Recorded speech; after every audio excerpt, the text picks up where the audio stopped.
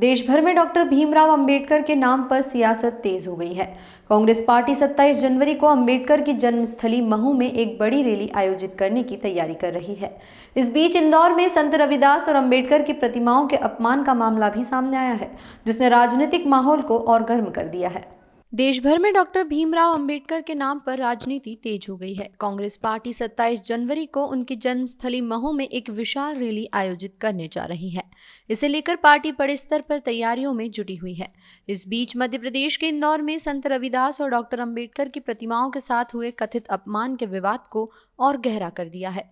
यह मामला इंदौर के विधानसभा क्षेत्र 5 के आरई 2 इलाके से जुड़ा है, जहां जिला प्रशासन और नगर निगम पर आरोप है कि उन्होंने बिना किसी पूर्व सूचना के संत रविदास और डॉक्टर अंबेडकर की प्रतिमाओं को हटाया। पूर्व मुख्यमंत्री और कांग्रेस के वरिष्ठ नेता दिग्विजय सिंह ने इस घटना पर तीखी प्रतिक्रिया व्यक्त की है। उन्होंने कहा कि प्रतिमाओं को बेहद असंवेदनशील तरीके से एक जिप में रखा गया, यहाँ उन्हें पैरों के नीचे दबा दिया गया। यहाँ न केवल प्रशासन की संवेदनहीनता को दर्शाता है, बल्कि समाज के प्रति उसके गैर जिम्मेदाराना रवैये को भी उजागर करता है। दिग्विजय सिंह इस मामले की जानकारी मिलने पर तुरंत घटना स्थल पर पहुंचे और स्थिति का निरीक्षण किया। इसके बाद उन्होंने एक प्रेस वार्ता में आरोप लगाया कि बीजेपी सरकार के संरक्षण में गरीबों के घर और दुकानें तोड़ी जा रही है, जबकि रसूखदार और प्रभावशाली व्यक्तियों को बचाया जा रहा है। उन्होंने कहा कि यह घटना भी इसी मानसिकता का हिस्सा है। दिग्विजय सिंह ने कहा कि यह शहर अब बिल्डर्स के हाथ में पहुंच गया है और बिल्डर्स ही शहर चला रहे हैं। हर धर्म अपने पालन करने वालों को एक ही उपदेश देता है, सत्य बोलो,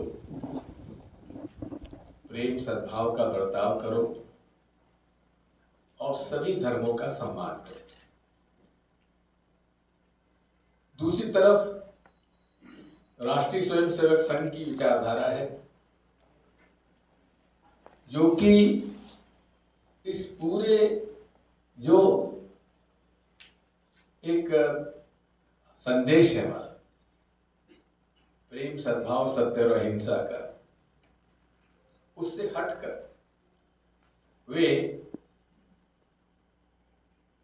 एक नफरत का माहौल कायम करते हैं। केवल आरएसएस ही नहीं, इसके अंदर वो सारे लोग, वो सारे कट्टरपंथी लोग, चाहे किसी धर्म के हो, जो अपने धर्म को दूसरे धर्म से बेहतर बताने का जो प्रयास करते हैं, वो टारगेट करते हैं कि फला धर्म जो है उसका जो भी अनुपालन करता है वो राष्ट्रद्रोही है। यदि आप देखेंगे तो यूरोप में हिटलर ने भी यही किया था। उन्होंने यहूदियों को राष्ट्रद्रोही घोषित कर दिया और बाकी सब इतिहास है। आज हमारी लड़ाई यही है। हमारी लड़ाई सत्ता की या पद की नहीं है। हमारी लड़ाई है कि इस देश में क्या प्रेम सद्भाव सत्य अहिंसा का रास्ता, न्याय का रास्ता हमको नहीं अपनाना चाहिए। बाबा साहब अंबेडकर का भारतीय संविधान का क्या रूप है, उसका भी यही रूप है। जो हमारे प्रियम्बल है संविधान का, संविधान की जो प्रियम्बल उद्देशिका है, वो भी यही रूप है। और सबसे बड़ी बात यह है कि हजारों वर्षों से कुछ वर्गों के साथ भेदभाव रखा गया। कुछ वर्गों को न तो जमीन का अधिकार था, न शिक्षा का अधिकार था और न रोजगार का अधिकार था। पूरे उस वर्ग को जन्म के आधार पर उसे हमेशा के लिए अछूत घोषित कर दिया जाता था।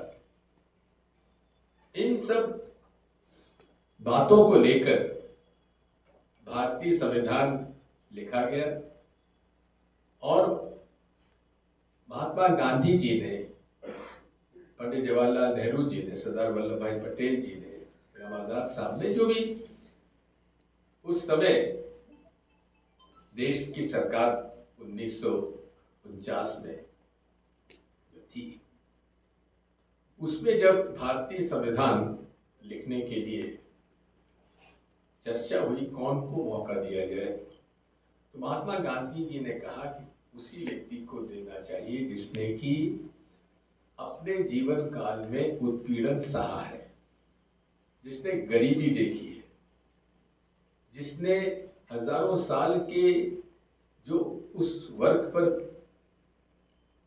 जो प्रहार हुए उसको भुगता हो, और जो सुशिक्षित भी हो,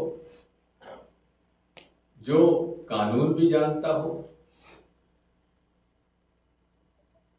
ऐसा व्यक्ति केवल एक व्यक्ति था, वो थे डॉक्टर भीमराव बाबा साहब अम्बेडकर, और उनको ये मौका दिया गया। बाकी सब इतिहास का अंग है। साथियों, एक तरफ नरेंद्र मोदी जी सदन में आते हैं, तो सदन के पहले जिस दिन उन्होंने 2014 में लोकसभा परिसर में वे आए, उन्होंने सीढ़ियों पर ढोक देकर वो अंदर घुसे।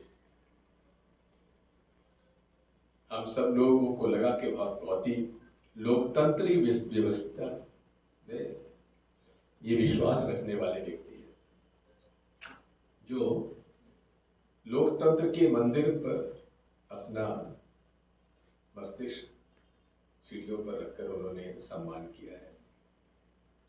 लेकिन हुआ क्या? ठीक उल्टा। एक तरफ से विपक्ष को न बोलने का मौका, और पूरे के पूरे विपक्ष को निलंबन करने के कई अवसर आए। अभी फिर उन्होंने 75 साल हुए संविधान को, उसके लिए आयोजन किया। भारतीय संविधान के 75 वर्ष की चर्चा लोकसभा और राज्यसभा में कराई, और उस सदन की कार्यवाही के समय अमित शाह जी, जो कि नरेंद्र मोदी जी के एक विश्वास पात्र व्यक्ति हैं और एक दूसरे की वे पूरक हैं, उन्होंने इस अपमानजनक तरीके से कहा कि ये क्या करते हो बाबा, अम्बेडकर अम्बेडकर अम्बेडकर अम्बेडकर कहते रहते हो। अरे इतनी बार भगवान का नाम लिया हो तो 7 बार स्वर्ग मिल जाता। ये क्या कहने की आवश्यकता थी? क्या ये सम्मानजनक वक्तव्य था अमित शाह जी का?